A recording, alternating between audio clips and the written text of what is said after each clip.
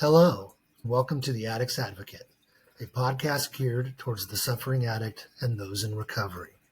This podcast does not provide any medical advice. No material on this podcast is intended to be substitute for professional medical advice, diagnosis, or treatment. Always seek the advice of your physician or other qualified healthcare professional with any questions you may have regarding a medical condition or treatment and before undertaking a new healthcare regimen. And never disregard professional medical advice or delay in seeking it because of something you have heard on this podcast. Enjoy the show. Hello, everyone, and welcome again to another episode of the Addict's Advocate. I'm your host, Dusty Dean, and it is my pleasure that I have a good friend with me on the talk tonight. His name is Robert. How you doing tonight, bud?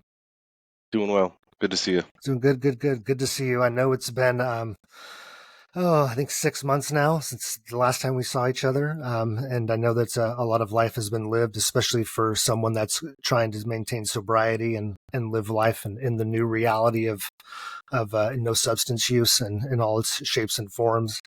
But, so I typically start off the conversation with just, you giving a little background on yourself. Yeah. So my name's Robert. Clearly, I'm in recovery. I've been in recovery for probably almost 20 years, I should say, somewhere around 20 years. I just turned 40 last year. I just hit 90 days of continuous sobriety. Alcohol was what I chose to use to make myself feel different. Maybe better or worse. It made me feel better at times, made me feel a lot worse at other times. But yeah, it's been a lot of ups and downs. I did start drinking at a very early age. So, I mean, we can get really into the nitty gritty, get down into, nature versus nurture. For me, I think it's a combination of both. In my genetics, there's alcoholism that goes back. I want to say at least a few generations. And I think it manifested probably with a vengeance because of the nurture aspect. Growing up in the foothills of the Sierra Nevada mountains in a very, very remote town, it was almost kind of lawless, just kind of left to our own devices. And I started drinking really young with a couple older siblings. And yeah, it just kind of escalated from there. Just by the age of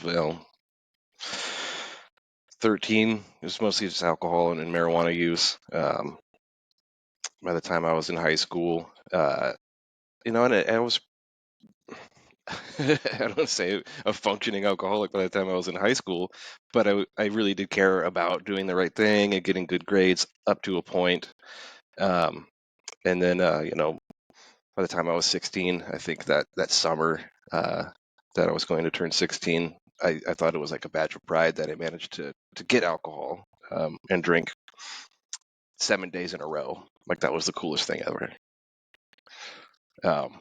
That's where my mindset was. So, and I had heard of AA, but I'm like, I didn't know what an alcoholic was at 16 years old. It's like my parents had gotten a divorce, so like that just kind of broke the family apart. That changed things a little bit. So I had depression, anxiety. I was always an anxious person. Still am an anxious person. And alcohol is a great way to just, you get that warm feeling. It calms you down. And at first, but then it just makes everything so much worse. So yeah, started drinking really young, and it caught up to me. I realized probably it was a problem in my early 20s. And I think shortly after I turned 21, I quit drinking for like a month. And I didn't know AA was really an option. I didn't know if I was really an alcoholic, but it was like, okay, this is a problem. So I stopped drinking for a little over a month. And as soon as I picked back up, it just picked up worse than it left off. And I struggled with like goals or knowing what I wanted to do in life. Other than the drinking thing, I mean, I had a pretty good childhood. Um, Lower middle class. My parents owned a home. I didn't really need, I wouldn't want for anything. I always had food and clothing, and I mean, I was provided my first vehicle when I was 16, stuff like that. So, but I didn't have direction, uh, and things just started compounding. I was expecting, with my girlfriend at the time, we were expecting our first child that was unplanned when I was 20. He was born about a month before I turned 21. And, we're living at our parents' house. I was living at my dad's house, and then I ended up living at a friend's house, and no real goals or focus. So it was just kind of just all over the place. And just used alcohol to relax and to like get away from the anxiety and the fear that I felt, and just working really shitty jobs. Um, it, oh, geez, I can't. When I started getting DUIs, I think I was 18 when I got my first DUI before my son was born, because I was almost 21 when he was born. I got my second DUI in 2006. My son was about 4, so I was like 25, and finally I just decided that this is a problem. After a couple DUIs, crappy jobs, and I went to the Salvation Army rehab when I was 25, and it's a rough program. So I did that in Chico in 2008, and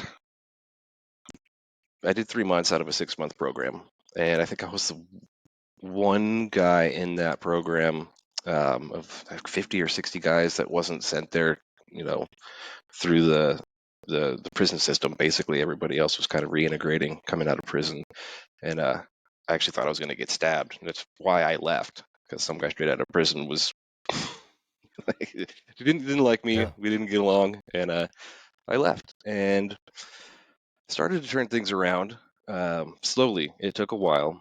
Um, the relationship I had with my son's mother was kind of on and off, and she saw me trying to better myself, and started from scratch again. And I started going to college and was kind of working these jobs that weren't great jobs, but getting myself through school, and ended up getting a bachelor's degree.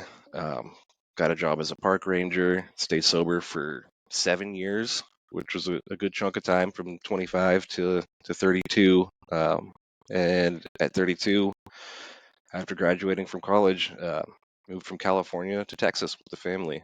At that point, I had a daughter too, and I started drinking again because of the unchecked anxiety.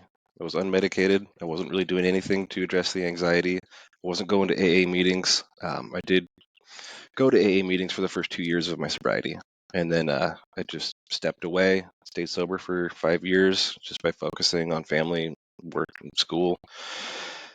But I remember the 2 drinks that I had. I think it was 2 drinks that I had. Uh, that tipped things off was 2 shots of whiskey I had on a flight from Sacramento to Dallas. I was going out to Dallas on a house hunting trip because I was going to move out there, had to find a place to live, and just got anxiety about maybe everything. I haven't even really thought about it. I don't know if it was just the flying or the move.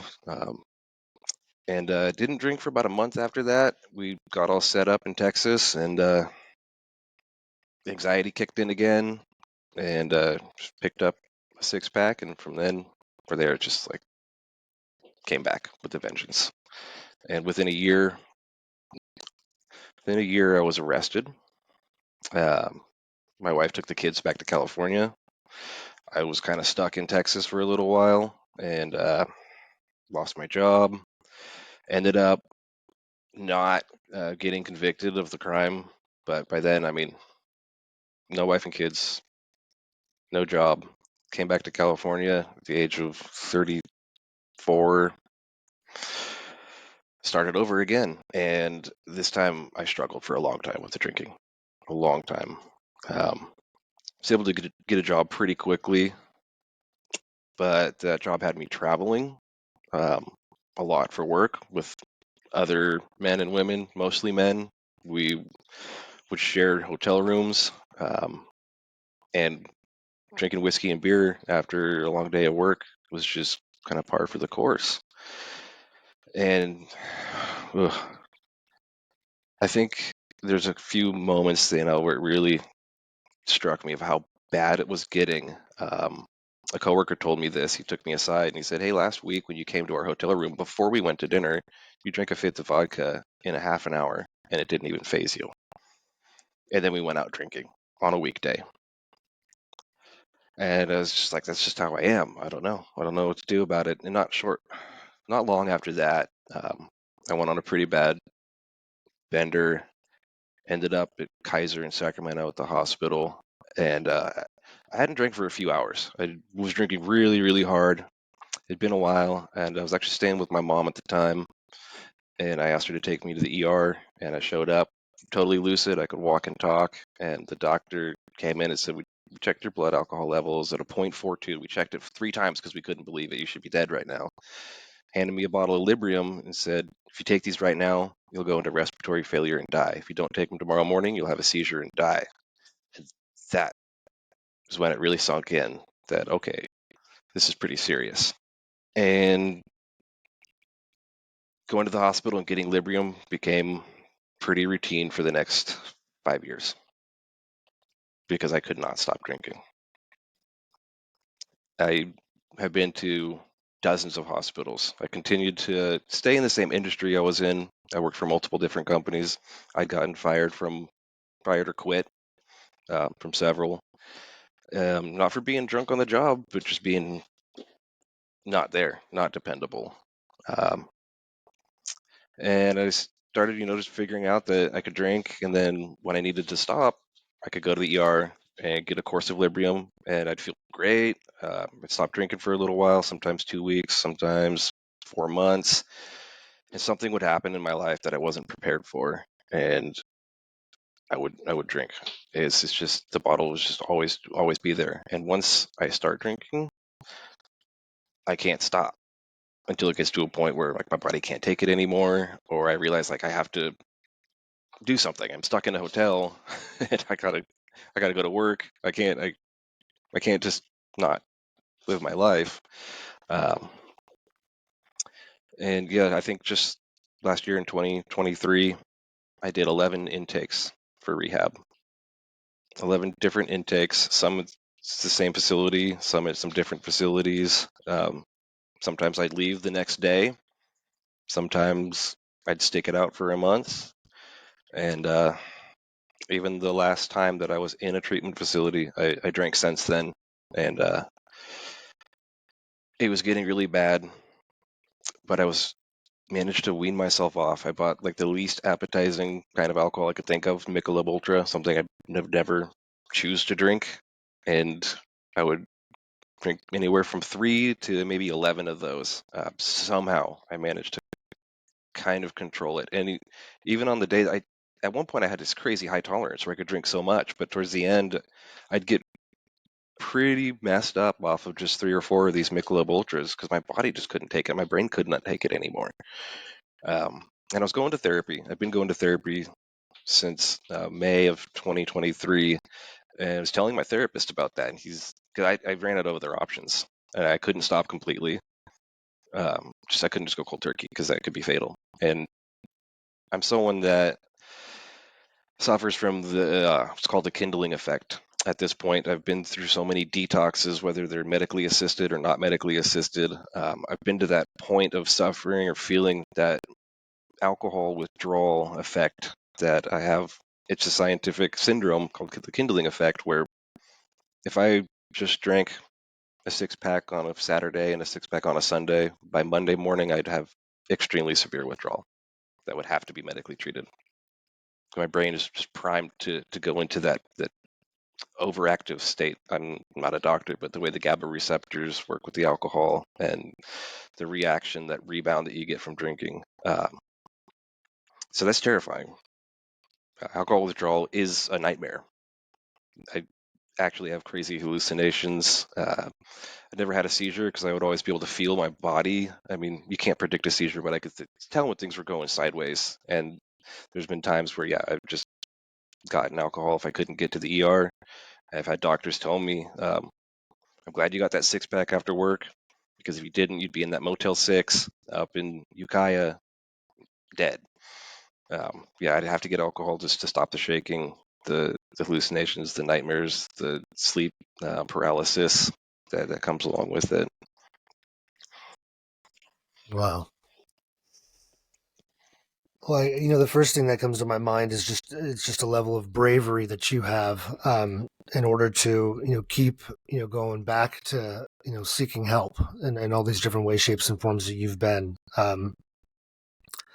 And I guess one of my questions I have for you is it, do you think depression and anxiety that drove the alcohol, or do you think that it was kind of your the vulnerability that you just say maybe genetically have to be depressed and anxious, and you couple that with alcohol use and the way the brain's interacting with all those things just makes it a kind of a spiral for you? What do you think it is?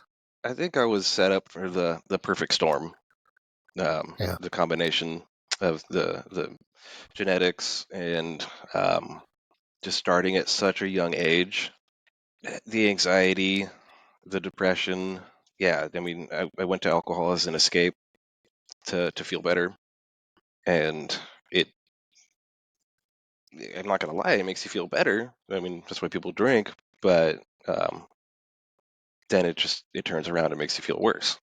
And I've lost a lot from alcohol, especially. I mean, the fact that I could have lost my life, whether it be like liver failure. I mean, I got lucky in that department that I've had all that checked, and I mean, so far that looks good. But the amount of benzodiazepines that I've taken, it's fairly likely that I could suffer from early onset Alzheimer's or dementia because that's a side effect of that. So the consequences are huge.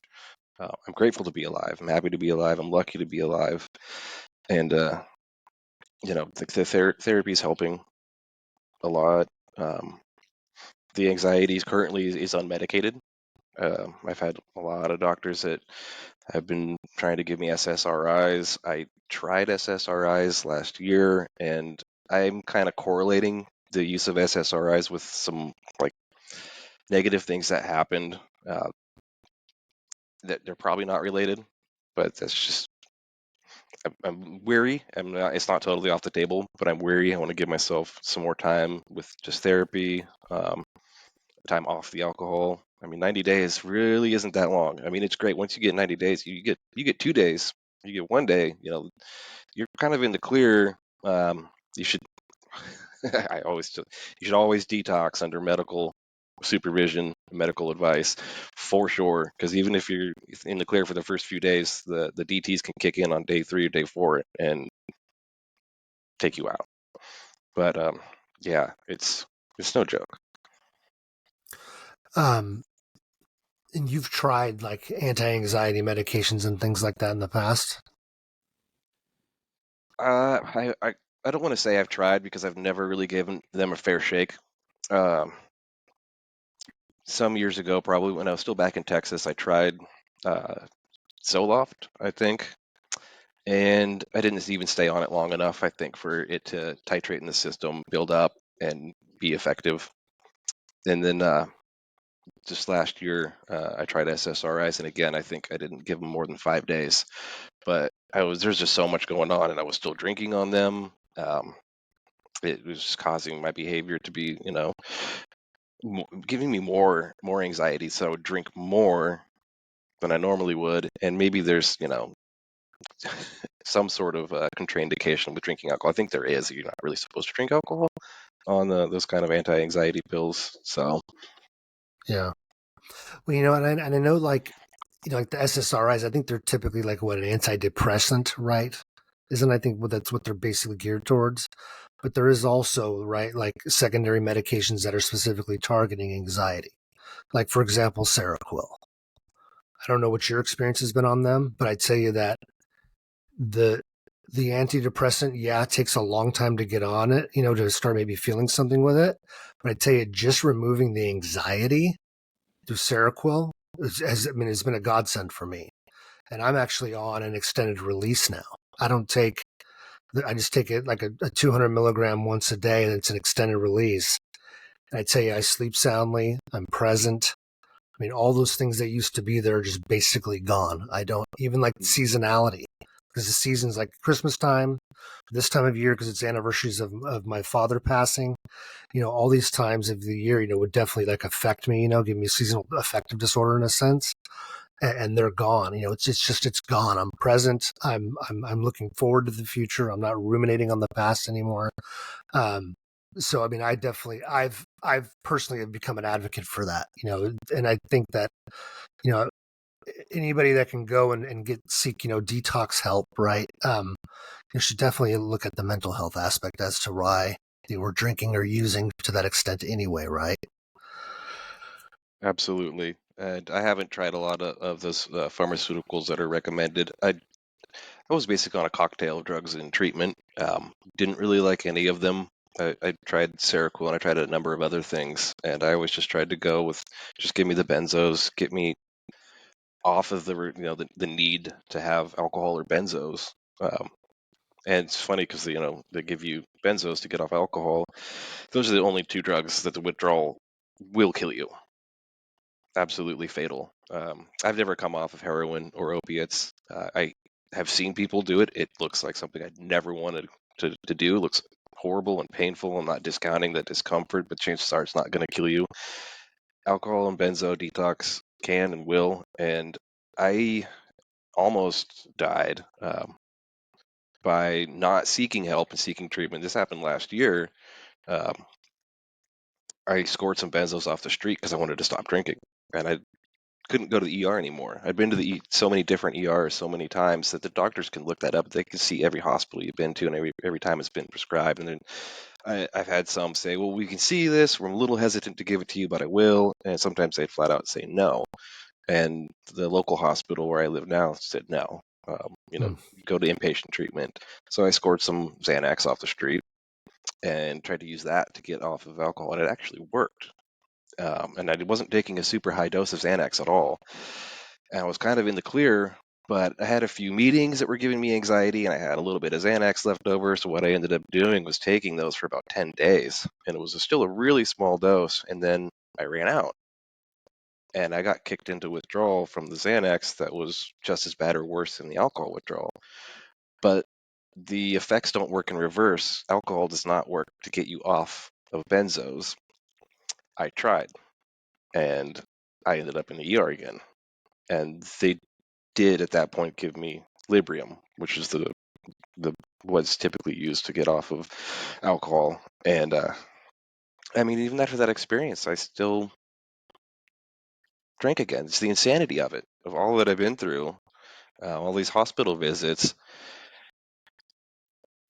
I couldn't not go get a bottle for whatever reason. It's complete insanity. Do you feel like this time around's different? The 90 days so far? I do. I haven't had a lot of cravings. I haven't really had a desire to drink. I've been barely aware of the fact that, I mean, at this point, I don't know how alcohol would affect me, but I know that if I started drinking, it would just mean another trip to the ER. It would be another 30 days that I don't want to go through. I'm pretty content, pretty happy. I'm not going to lie. I'm bored sometimes. Sometimes, like this event would be more fun if I had alcohol, or Right. this whatever I'm doing hanging around the house would be more fun if I had alcohol. I don't think it's uncommon for people that drink to think that they're funnier when they drink. They're more fun to be around when they drink. I maybe I was just had more fun because I know I was probably an absolute pain in the ass to people that were around me when I was drunk.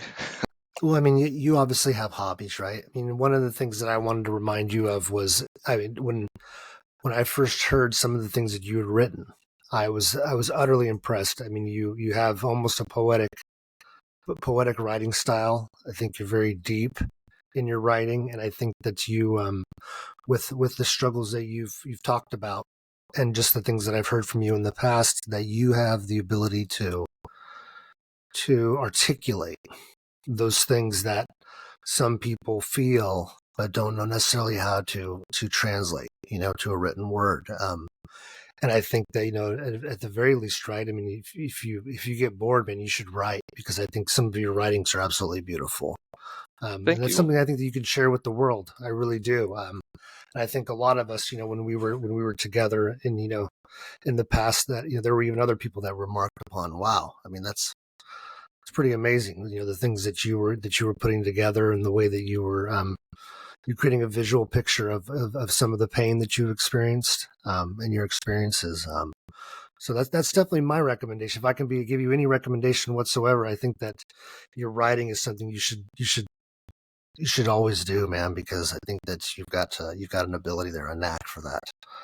Uh, I so appreciate that. I just Writing's always come easy to me. When I was in fifth grade, or not fifth grade, when I was 5 in kindergarten, I could immediately read as soon as I started school, and they just bumped me up a grade. And I was writing in high school, papers that the teacher would pull out and be like, "This is amazing." But I'm pretty hard on myself, kind of a perfectionist, and I'm not creative. I'd love to write a novel or something, but it would never be good enough for me, and it probably wouldn't be good anyways. But I'm not creative. I have 2 older sisters, and they can write and do art. They can draw and paint.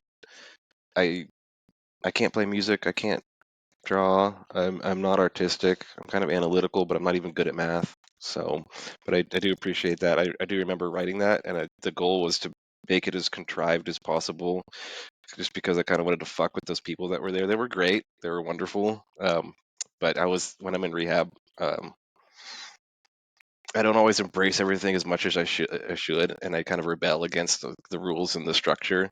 But I love everybody that was at that facility. I really do. I think, as I've been to a lot of rehabs over the years, and I've seen the good ones, I've seen the bad ones, I've seen the good people, I've seen the bad people, um, and I generally follow the rules, and I try to be um, cordial and nice to everybody, and help the people that need help. Just be there to be someone to talk to, someone to listen and whatnot. But yeah, I get a little bit snooty, maybe. I don't know. yeah, I think one of the things that it's a blessing and a curse is that I think people that are dealing with depression and anxiety, vulnerable types, they can experience a range of emotions that's greater in depth on both sides of the spectrum, right? Than maybe a normal person does, right? But I think that that whereas it can be a curse, right? Because we all want to feel good, right? We want to feel better. We want to feel okay in our day, and not be in what feels like a pit of hell, right? With no way out other than substance abuse, right? Um, but I think there's an increased empathy that goes along with having those emotions. And I think finding ways to articulate those things, those emotions, I think is important, um, because people will respond to you. I believe people, because they can sense the pain, right, in your own writing, right.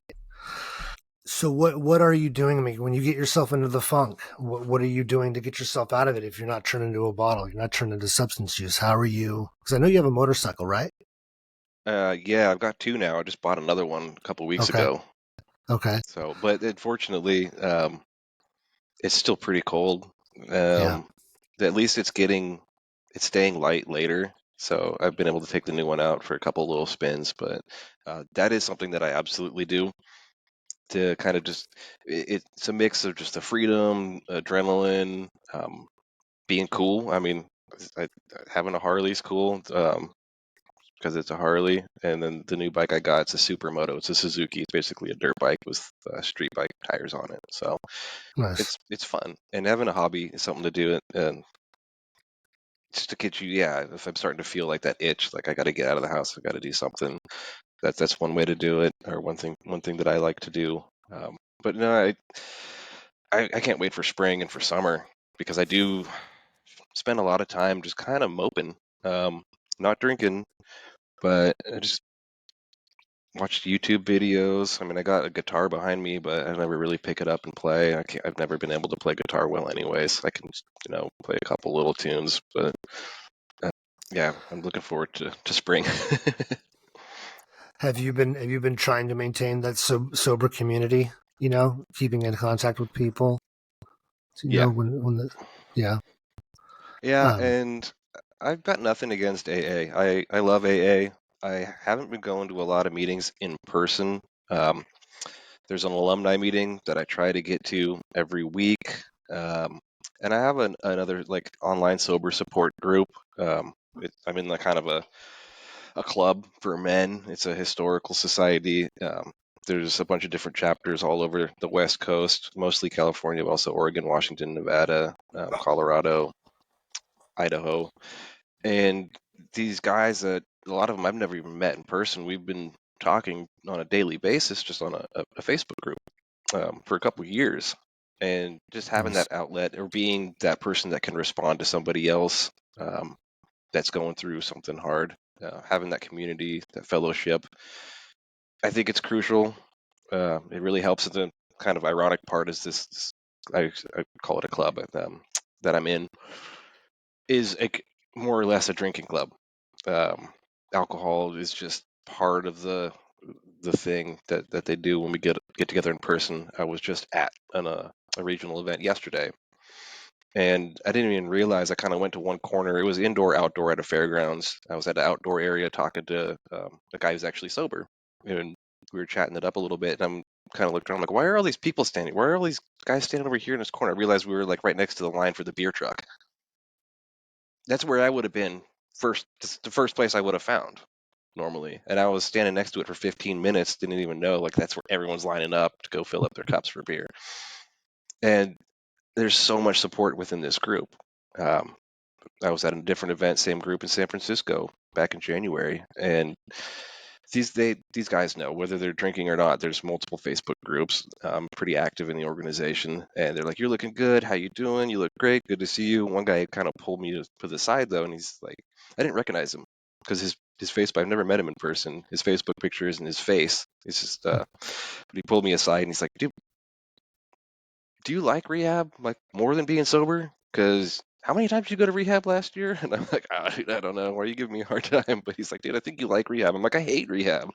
But no, he was just kind of busting my balls a little bit, but out of care. Definitely came from an area of concern, and he straight up told me, he's like, "Dude, let me know like what I can do."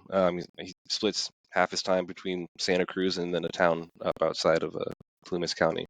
He's like, "You can come crash at my place as long as you need to, if you got to ever get your head together, you know." So, and I get, offers of support like that all the time, but I want to try to be self-sufficient. I mean, I'm 40. I got a two-bedroom apartment. I got 50-50 custody of my daughter. That's something that was an issue last year that I made it through, even despite all the drinking and rehab trips. And that was one of the causes of one of my relapses, was something didn't go my way, during a fight for custody. And this is something that men and women we have to face. There's always going to be challenges and curveballs and things you don't expect. And last March, I had 4 months sober last March, which is like what I'll have is coming up March. I'll have 4 months. And I didn't get my way. I saw something kind of came out of nowhere that was a major deal. And within minutes, I was drinking with the intent of oblivion. Like, I knew exactly where it was going to take me, and I didn't fucking care. I went and got a bottle and just started pounding it. And I was aware of what was going to happen. Within 5 days, I was on a flight to Denver to go to a rehab. I wanted to get out of the state. Flew out to Denver, and then immediately 6 days later, I'm like, okay, I'm good. I'm going to go back home. No. A couple days after that, I was in a car on the way to San Jose. You know, obviously the people that don't struggle don't understand it, right?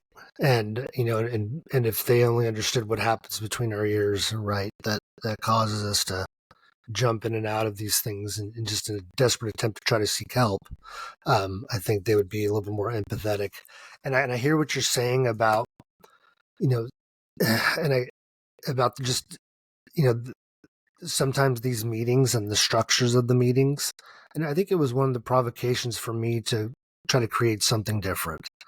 I recognized with just being in the inpatient that I was in, as well as in my IOP, that there's a lot of great people that just want to have real raw conversations, don't want to be put on a timeline for having to accomplish X, Y, and Z goal in a certain period of time, or get past an X, a level, if you will, to move on to the next bigger thing in your life, right? Because sobriety is a day-to-day struggle.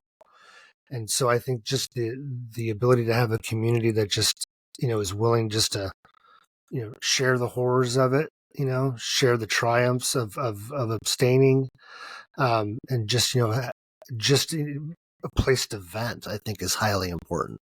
And that was the hope, was that this podcast was going to create a catalyst for people that if they were struggling, just to listen to others who maybe aren't too far off in their own in their problems as the people listening are, and there might be a common thread there.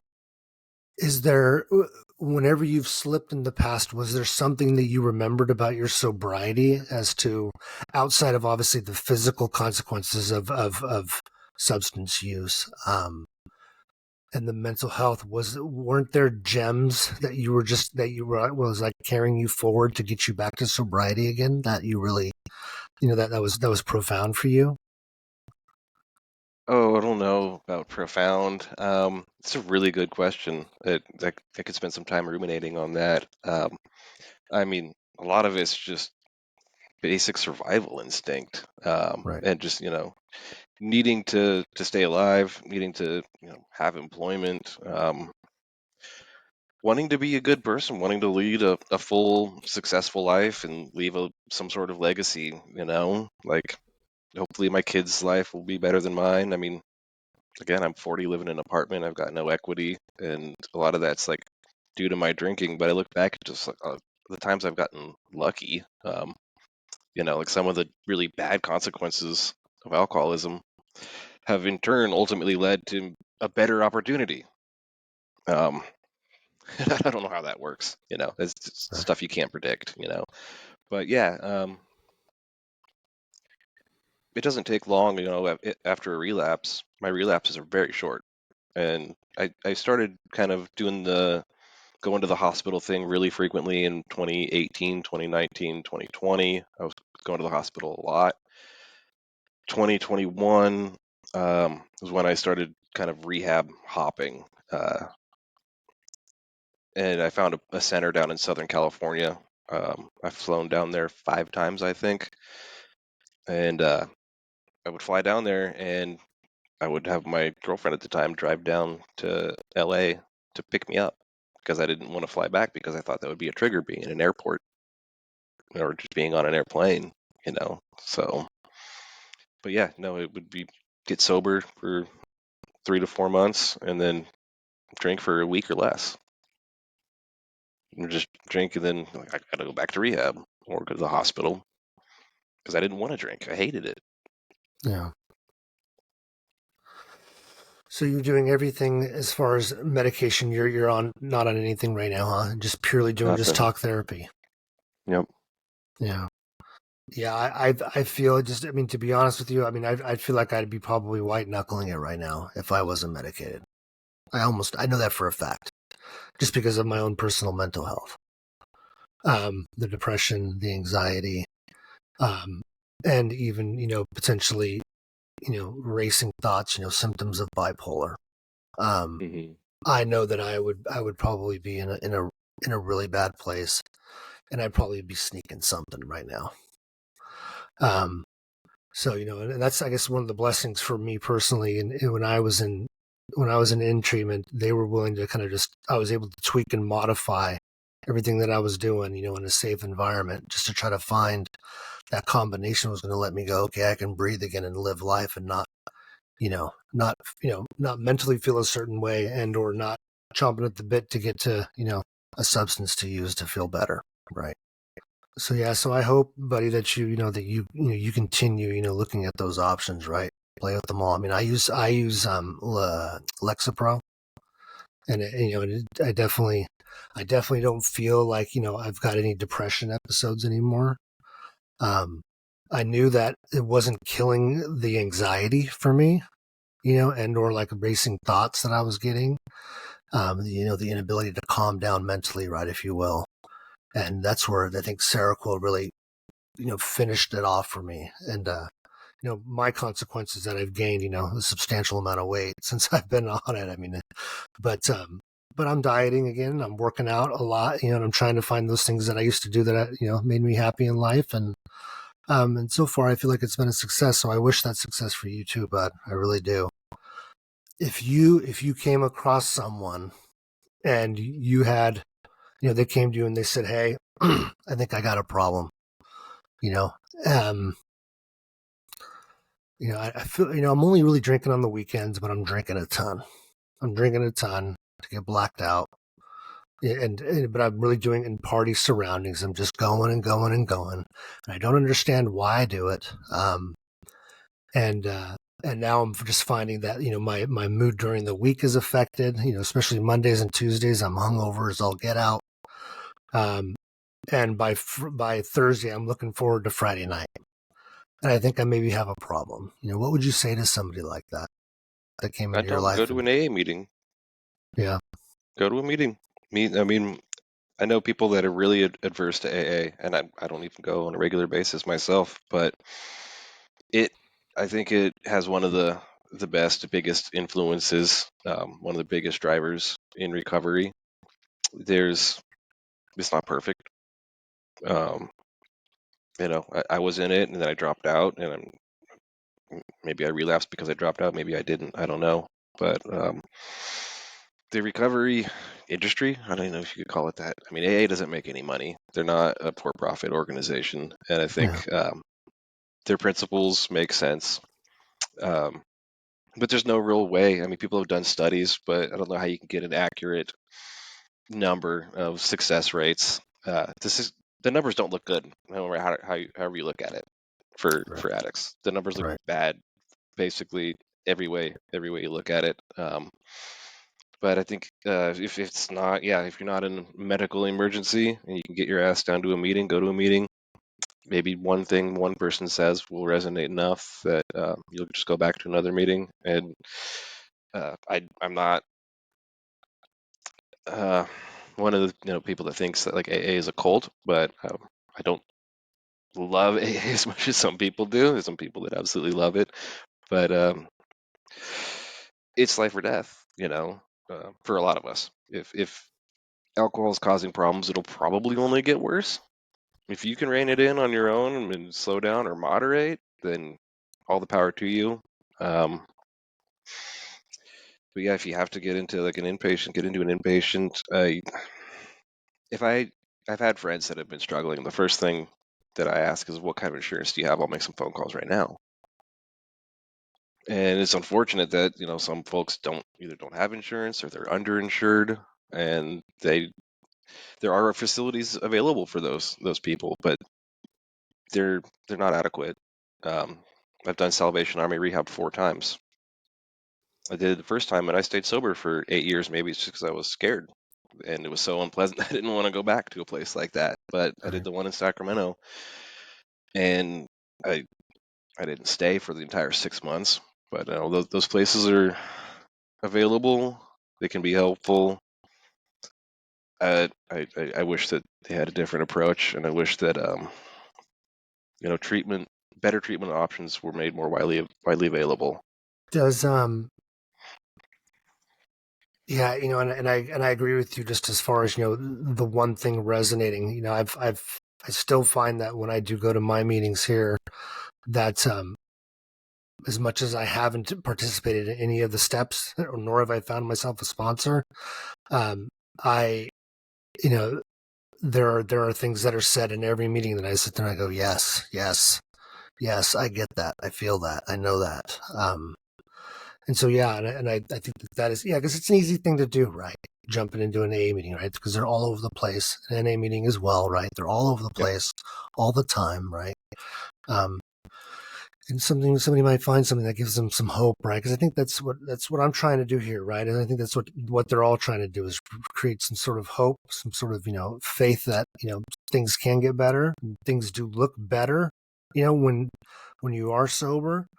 Um, has your family responded to you at all positively? Like even like your kid, I mean, do they notice the changes in you when you're not actively in addiction? Yeah. My family was they've always been supportive. They never really looked into it. I mean, hindsight's 2020. I wish I could go back now and either tell myself to stop drinking when I was 15 or tell my parents to tell me to stop drinking when I was 15. Like I had a keg at my 16th birthday party in my backyard at my dad's house, and I'm not trying to throw Wow. my dad under the bus, but maybe I shouldn't have been allowed to have a keg there, because I was probably already exhibiting signs of alcoholic behavior, and Yeah. intervention might have been good, but again, like I said. Um, there's things that have happened because my drinking that still led to like silver linings, like things that led to better outcomes. But no, I mean, after I got sober and went to the state university and got a degree and became a park ranger, my parents were proud of me, and they were probably pretty worried about me when I was a teenager and when I was in my early 20s because I was going nowhere. But I never had an intervention. There was never any discussion about that. Uh, I think it should be talked about. The stigma should be removed, and we've worked, not me or we, but just as a society, I think we've made some strides in that regard as far as maybe the way the medical community approaches it, or the way some employers do. I'm lucky to have a wonderful employer right now, not only for the great insurance, but there's just other venues, EAP programs, other groups within the company where we can come together and you can talk.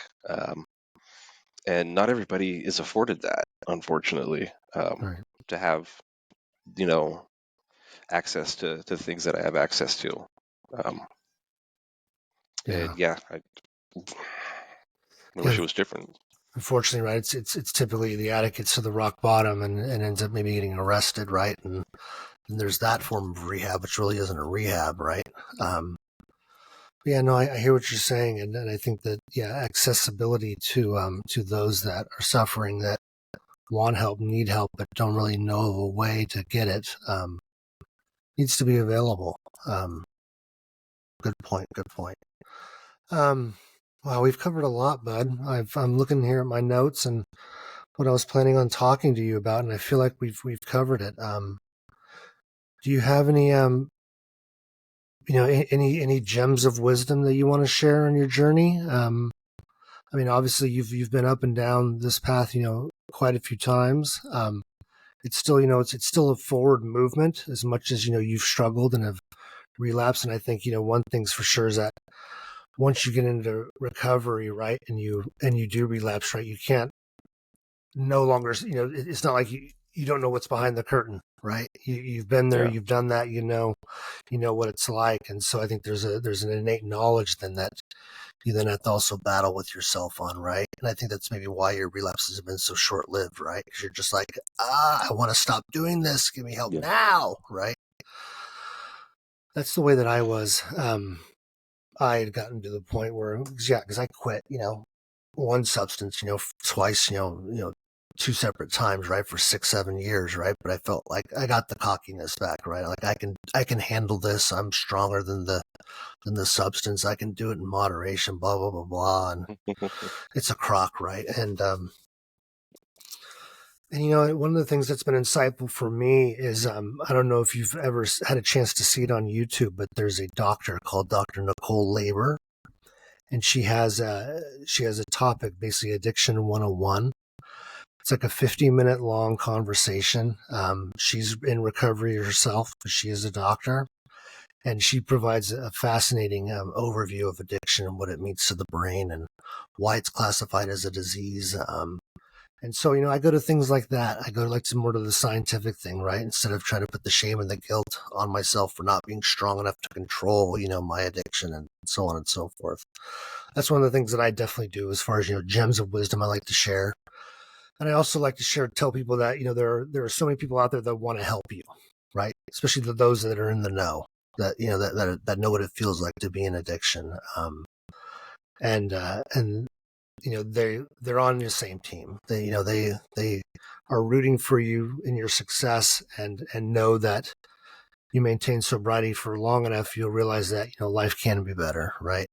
Without that monkey on your back in the same way as it was. So anything that you like to share as far as parting thoughts? There's one that it's just a saying from NA, and I don't even go to NA meetings, that kind of always stuck out, and I think it goes something like, "Your disease is not your fault, but your recovery is on you. I mean, I totally said it wrong, but your I recovery like it. is up to you. Yeah, So it's not your fault that you have a disease, but it's up to you to do something about it, and right. it can be done. You know, life is better sober without drugs and alcohol. If you're an addict, I mean, if you're a normie, then you're probably not watching this or listening to this. But you might know someone, that is. So help them reach out. There's so many different books. It doesn't have to be AA or NA or the sober faction of the Satanic Temple, or whatever.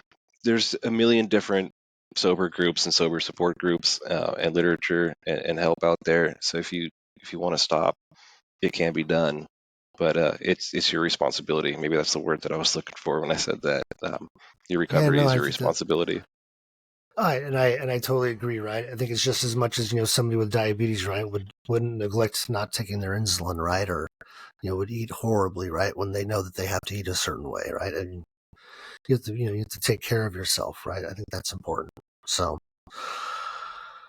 Robert, this has been good, bud. And I appreciate your time, I'm wishing you continued success. Okay, and I'm just a phone call away. If you ever have a bad day, and likewise, I will always reach out to you whenever I'm feeling like I need some help. Okay. Absolutely.